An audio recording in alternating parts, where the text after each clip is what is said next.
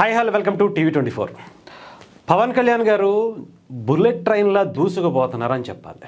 నిజంగా నిన్న అసలు ఆయన్ని చూస్తే మొన్న ఒకరోజు చూసాం. ఏది ఒక మహిళా క్రికెటర్కి సంబంధించి మా ఊరికి రోడ్ లేదు అంటే వితిన్ అవర్స్లో చేశారు.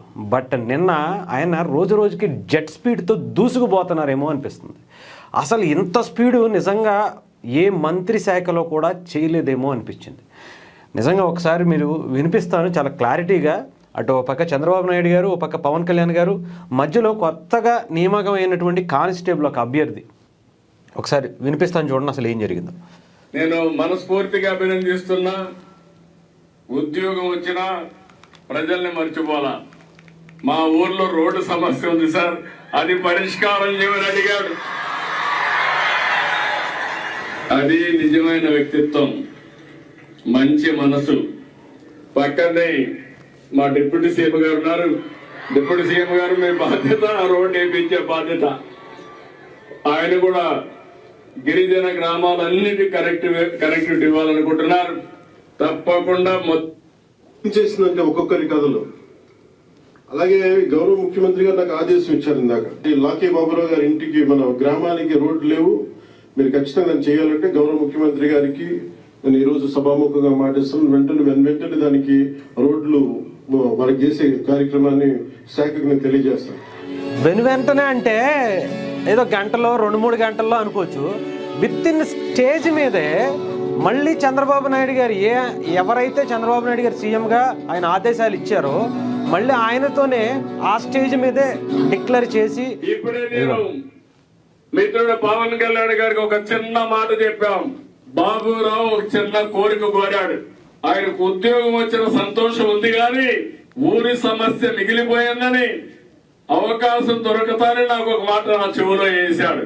నేను పవన్ కళ్యాణ్ గారికి చెప్పాను, ఎలుగురాతి బండ, వాడు ఊరి పేరు తిమ్మల బండ నుంచి ఎలుగురాతి బండ వరకు రోడ్డు కావాలని అడిగితే మా ఊరికి రోడ్డు కావాలని అడిగాడు.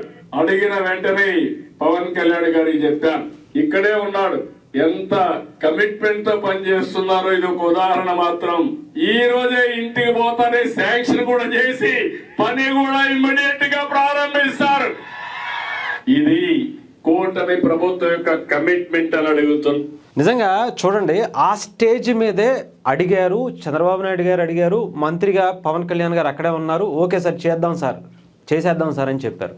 అయిపోయిన తర్వాత రేపు చేయొచ్చు, అదేదో నిన్న ప్రోగ్రామ్ జరుగుతుంది, ఆ ప్రోగ్రామ్కి సంబంధించినటువంటి కార్యక్రమం అయిపోయిన తర్వాత ఈ రోజో రేపో దానికి సంబంధించినటువంటి ఎస్టిమేషను ఇంకా పర్మిషన్స్ ఇవన్నీ చూసుకుని ఇవ్వచ్చు. బట్ అక్కడ పవన్ కళ్యాణ్ గారు ఉంది, ఆయన ఎంత స్పీడ్గా పనిచేస్తారు అనడానికి ఇదే నిదర్శనంగా చూడొచ్చు. మొన్న చూసాం, అంతకుముందు ఇంకొక రోడ్లు చూసాం. కరెక్ట్గా 18 నెలల్లో మనం ఎన్ని కార్యక్రమాలు ఇలాంటివి చూసామో మనం చెప్పాలంటే కొన్ని వందల్లోనే ఉన్నాయి. ప్రతి ఒక్కళ్ళు పవన్ కళ్యాణ్ గారి గురించి విమర్శించే ముందు మీ బ్రతుకులేంటో చూసుకోండి. ఫస్ట్ మీరు ఎవరికి సపోర్ట్ చేస్తున్నారో అలాంటి వాళ్ళు వాళ్ళ జీవిత కాలంలో వాళ్ళ తాత ముత్తాతల పేర్లు చెప్పుకొని వచ్చినటువంటి రాజకీయ చరిత్రలో ఇలాంటి పని ఒక గంటలో చేసినటువంటి పని ఉంటే కనుక చూపించండి. అంతేగాని పవన్ కళ్యాణ్ గారు లాంటి ఒక నిజాయితీ పరుడు ఇంత జెట్ స్పీడ్లో దూసుకెళ్ళిపోతున్నటువంటి ఒక నాయకుడిని మనం ప్రతి దానికి తప్పు పట్టకూడదు. తప్పు పట్టాలి, అది ఎక్కడ అంటే ఆయన తప్పు చేసినప్పుడు చూపించాలి. అంతేగాని ప్రతిదానికి ఆయన మీద మనం విరుచుకుపడిపోవడం అనేది కరెక్ట్ కాదు. నిజంగా ఇది చూసిన తర్వాత అయినా సరే కొంచెం సిగ్గు తెచ్చుకుని మాట్లాడితే బాగుంటుంది. ఇకపోతే పవన్ కళ్యాణ్ గారు 2 నిమిషాల్లో 2 కిలోమీటర్ల రోడ్డుని శాంక్షన్ చేసి అదే స్టేజ్ మీద పర్మిషన్ లెటర్స్ జీవోని కూడా ఇచ్చేసినటువంటి పరిస్థితి పవన్ కళ్యాణ్ గారికి కుదిరింది. ఈ దేశంలో మీరు గనక ఏ రాష్ట్రమైనా తీసుకోండి, ఏ ప్రభుత్వం అయినా తీసుకోండి, లేకపోతే ఆంధ్రప్రదేశ్ గత ప్రభుత్వాల్లో ఉన్నటువంటి వ్యక్తుల ఇప్పుడున్న ఎవరైనా సరే ఏ రాష్ట్రానికి సంబంధించినటువంటి మంత్రినైనా ఇలా చేసినటువంటి మంత్రిని ఒక్కళ్ళని చూపించండి. అది పవన్ కళ్యాణ్ గారి కమిట్మెంట్ అంటే. అక్కడే అధికారులు ఉంటారు, ఎంత ఎస్టిమేషన్ వేస్తుందో నాకు ఇప్పుడే కావాలని చెప్తారు. అధికారులు కూడా అంతే సిన్సియర్గా పనిచేయగలిగేటువంటి పనితనం ఉన్నవాళ్ళు కావాలి. పవన్ కళ్యాణ్ గారు ఒక మాట ఇచ్చారు అంటే ఆ మాటకి కట్టుబడి వాళ్ళ పని చేయాల్సినటువంటి పరిస్థితి ఉంది. ఆయన సొంత కోసం దేనికోసం ఆయన ఇంటి కోసం రోడ్లు వేయించుకోవట్లేదుగా. ఒక కానిస్టేబుల్ అభ్యర్థి తన ఊరి కోసం తనకు వచ్చినటువంటి పోస్టింగ్ పత్రాలు తీసుకోవడానికి వచ్చి ఇది సరైన టైం ఏమో, నేను ఇది చెబితే మా ఊరికి ఎన్నో సంవత్సరాల నుంచి ఉన్నటువంటి ఆ ఇబ్బంది తీరుతుందేమో అని ఆలోచన వచ్చింది చూసారా, అది ఆ రోజు నిన్న ఆయన కలగటం ఈరోజు ఆ ఊరి దశ మార్చిందని చెప్పాలి. ఇలాంటివి కొన్ని వందల ఇష్యూస్ పవన్ కళ్యాణ్ గారు క్లియర్ చేసుకుంటూ వచ్చారు. స్వతంత్రం వచ్చి ఇప్పటి వరకు పడనటువంటి రోడ్లు పవన్ కళ్యాణ్ గారి కెరియర్లో పడ్డాయి అంటే కేవలం 18 నెలల్లోనే పూర్తి చేసి రోడ్లు, ఈ నీటి సదుపాయం, కరెంటు సదుపాయం ఇవ్వగలిగారు అంటే ఆయన నిజాయితీ ఏంటో ఆలోచించండి. ప్రజల కోసం ఆయన పడుతున్నటువంటి తపన ఎంత గొప్పగా ఉంటుందో ఆలోచించండి. మొన్న ఒక మహిళా క్రికెటర్, మహిళా క్రికెటర్ వచ్చి సార్ ఇలా మా ఊరికి 20 ఏళ్ళుగా రోడ్డే లేదు సార్ అంటే ఆమె ఇంటికి వెళ్ళే లోపే క్లియరెన్స్కి సంబంధించినటువంటి పత్రాలు వెళ్ళిపోయాయి. అది పవన్ కళ్యాణ్ గారు. వెనకాల ఉన్నటువంటి టీం కూడా అలా ఉన్నోళ్ళే. పవన్ కళ్యాణ్ గారు మాట ఇచ్చారు, వెంటనే స్టేజ్ మీద ఆయన మాట్లాడారు అంటే కింద నోట్ చేసుకుంటున్నారు. నోట్ చేసుకోవటం, వెంటనే అది పంపించేయటం, క్లియరెన్స్ తీసుకోవటం, ఎంత ఎస్టిమేషన్ అవుతుంది, ఏంటి పర్మిషన్స్, ఇవన్నీ క్లియర్గా టకటక వెంటనే నిమిషాల వ్యవధిలోనే అయిపోవటం, వెంటనే శాంక్షన్ చేయటం, జీవో అక్కడి నుంచే పంపించేయటం, పవన్ కళ్యాణ్ గారు ఆన్ ద స్పాట్ సైన్ చేయటం అనేది, ఇది నాకు తెలిసి చెప్తున్నాను కదా.